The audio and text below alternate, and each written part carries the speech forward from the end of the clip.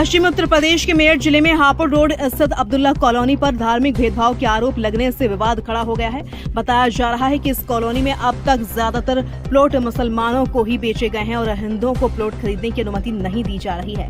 हालांकि कॉलोनी में कहीं भी इस तरह का कोई बोर्ड या पोस्टर नहीं लगाया गया है, लेकिन जमीन पर हो रही बिक्री को लेकर सवाल खड़े हो गए हैं। मामला तूल पकड़ने के बाद उत्तर प्रदेश सरकार के ऊर्जा राज्य मंत्री सोमेंद्र तोमर ने इस पर गंभीर आपत्ति जताई है और उच्च स्तरीय जांच की मांग की है। मंत्री सोमेंद्र तोमर ने मेरठ के डीएम डॉक्टर वीके सिंह को एक पत्र लिखकर कॉलोनी के मानचित्र और स्थलीय निर्माण की जांच कराने की अपील की है।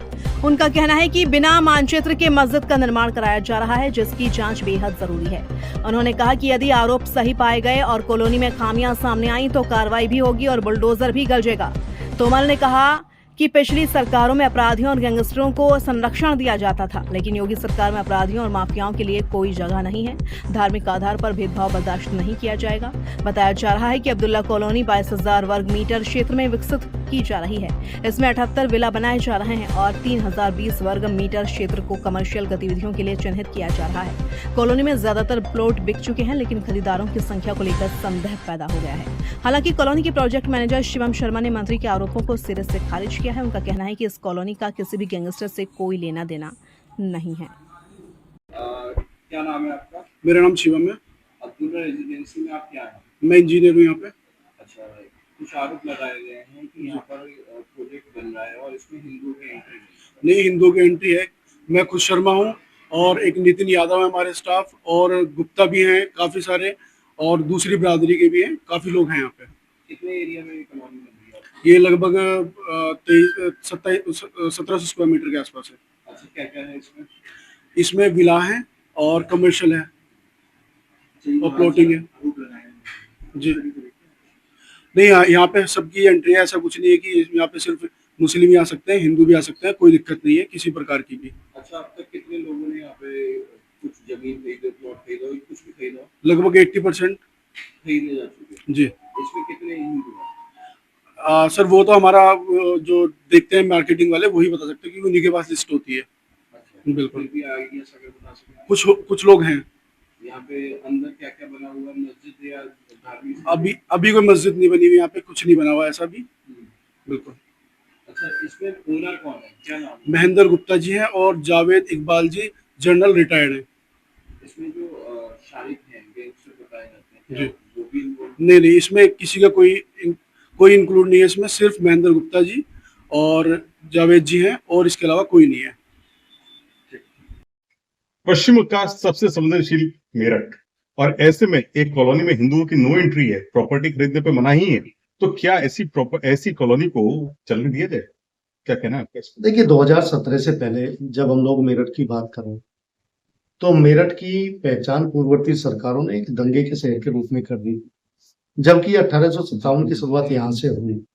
लेकिन पूर्ववर्ती सरकारों ने जिस तरह से जिन लोगों को संरक्षण दिया तो मेरठ का माहौल बदला। लेकिन 2017 में पूज्य योगी आदित्यनाथ जी के मुख्यमंत्री बनने के बाद मेरठ का विकास हो रहा है। मेरठ चारों दिशाओं में आप देखेंगे तेजी के साथ आगे बढ़ रहा है और मेरठ एनसीआर का एक बड़ा जिला, एक विकसित जिले के रूप में आगे बढ़ रहा है। लेकिन ये दुखद है, इस तरह की घटना जैसी जानकारी में आया है कि अब्दुल्ला रेजिडेंसी के नाम से, जहां पर हमारा 5th फेज जो हमारा दिल्ली मेरठ एक्सप्रेसवे का है, जो हम लोग आवास विकास की जहां पर टाउनशिप लेकर आ रहे हैं, यानी हम लोग विकास की सोच के साथ जिस क्षेत्र को आगे बढ़ाना चाहते हैं, वहां पर इस सोच के साथ कि एक ही धर्म के लोग उस कॉलोनी में रहेंगे, मैं उसकी जांच करा रहा हूं। और जांच कराने के बाद, क्योंकि मेरी जानकारी में भी आया कोई वहां मस्जिद भी बनी है और उस धार्मिक स्थान का उसका नक्शा स्वीकृत है या नहीं है, ये सारी चीजें जांच का विषय है, जांच कराई जा रही है। और यहाँ तक भी जानकारी है कि कुछ गैंगस्टर की प्रॉपर्टी उसमें लगी हुई है।